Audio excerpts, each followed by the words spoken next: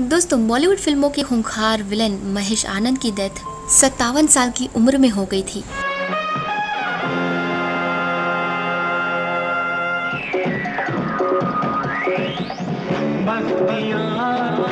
मौत के बाद उनकी बॉडी 3 दिन तक घर में पड़ी रही थी।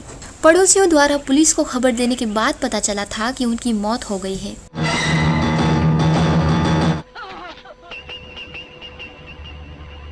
वो अंधेरी वेस्ट के किनारा बिल्डिंग में रहते थे।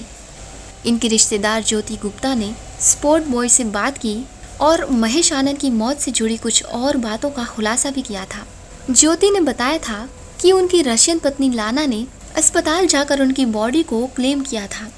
वो उनकी बॉडी को अस्पताल से सीधे शमशान घाट ले गई थी और अंतिम संस्कार किया गया था।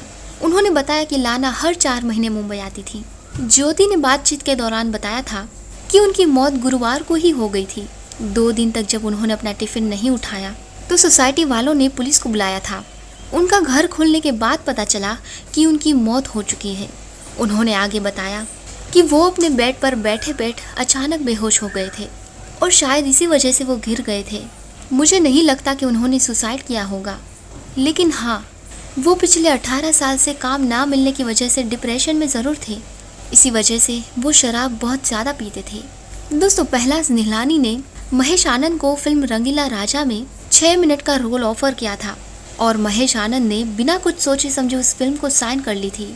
महेश आनंद ने इसके बारे में बताते हुए कहा था कि जब निहलानी जी ने मुझे रोल ऑफर किया तो मैंने तुरंत हाँ कर दी। मैंने उनसे कहा कि ये 6 मिनट का रोल हो या 1 मिनट का, इसे फ़र्क नहीं पड़ता। बड़ी बात तो ये है कि आपने मुझे याद किया। मैंने उनसे रोल के बारे में पूछा तक नहीं। मैंने कुछ बड़े लोगों के साथ काम किया था, लेकिन किसी ने भी मेरी सुध नहीं ली।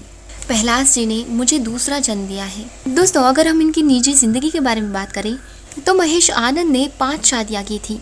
पहली शादी इन्होंने एक्ट्रेस रीना रॉय की बहन प्रोड्यूसर बरखा रॉय से की थी।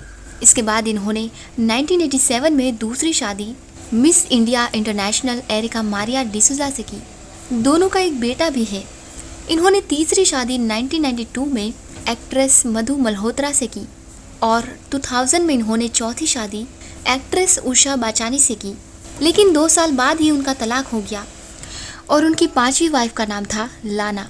महेश आनंद से कई सालों तक फिल्म इंडस्ट्री से दूर रहने की वजह के बारे में पूछा गया तो उन्होंने बताया था कि उस समय यानी 80 और 90 के दशक में आज की तरह स्टंट के लिए पर्याप्त सुरक्षा उपकरण नहीं होते थे।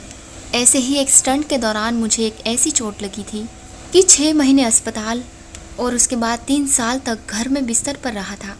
मेरा वज़न 38 किलो कम हो गया था और मेरी हड्डियां खराब हो गई थीं। दोस्तों, 80 और 90 के दशक के ये लोकप्रिय अभिनेता महेश आनंद, इनकी लंबी और सख्त कदकाठी के लिए इन्हें जाना जाता था। इन्होंने कई फिल्मों में मुख्य खलनायक की भूमिका निभाई थी। कई सालों से ये गंभीर आर्थिक संकट का सामना कर रहे थे। महेश आनंद एक्टर होने के साथ साथ प्रोड्यूसर भी थे।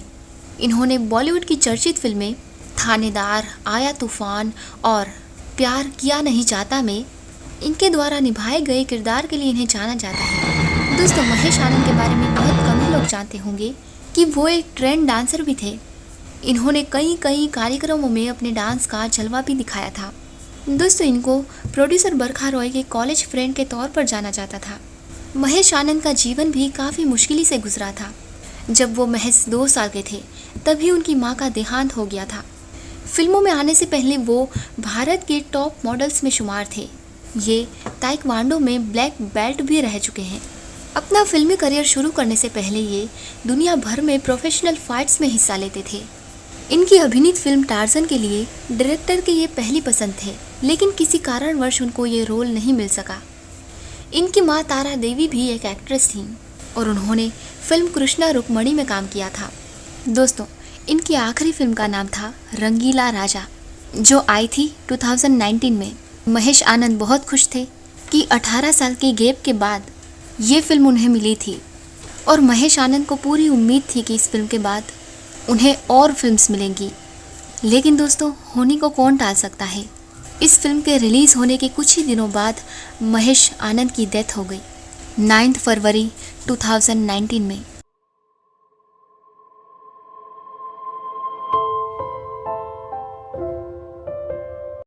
वही जिंदगी वही मरहले वही कारवां वही रास्ते, वही जिंदगी वही मरहले वही कारवां वही रास्ते, मगर अपने अपने मकाम पर कभी तुम नहीं कभी हम नहीं।